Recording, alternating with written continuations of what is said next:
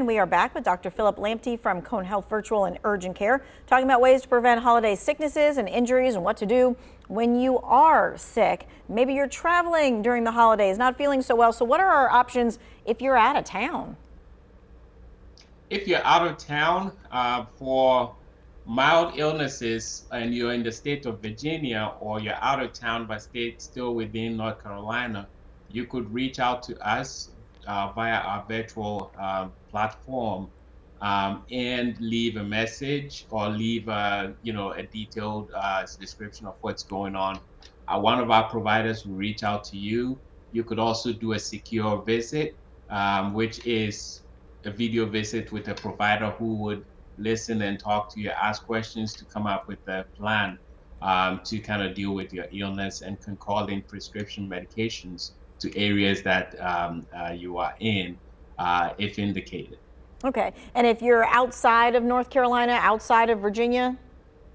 Then I would say that just reach out to an urgent care near you, Okay. or if it is an emergency, go to an emergency room near you, wherever you may find yourself. All right. And as we're traveling around, I mean, we don't plan on getting sick, but it happens. What kinds of things do you think we need to be packing or taking with us to have on hand just in case? I think when you're traveling around in this cold environment, you should always, especially if you're going by road, you should always have a few things that would keep you warm if you run into issues with your car on the way. Blankets, a lot of water, having jumper cables, reflectors, and having a first aid kit in case there is an incident that you need to take care of, bodily injuries and things like that. You should also have warm clothing and gloves. Mittens are also a good thing to have on hand. And those are some of the basic things that you can have when you're traveling around.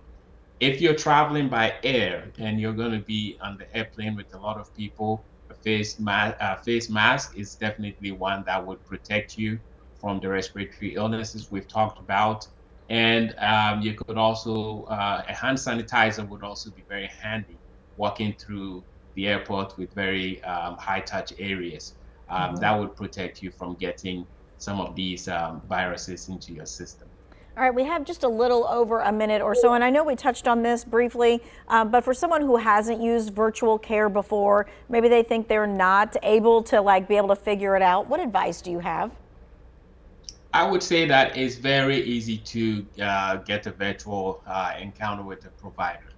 Once you get to the website, it walks you through the process, and then you could just do that at the end of the process. Just if you leave an e-visit, we get back to you. If you're doing a secure visit, it becomes a very seamless process where you log into the virtual space, the provider logs in, you guys get done with the visit, and that takes care of itself.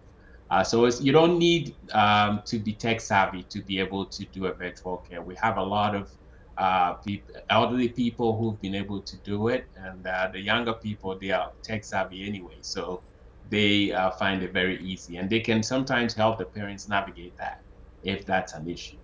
Yep. Don't think twice about asking for just a little bit of help to make sure you get to be seen by the doctor. Dr. Lamptey, thank you so much for your time and expertise.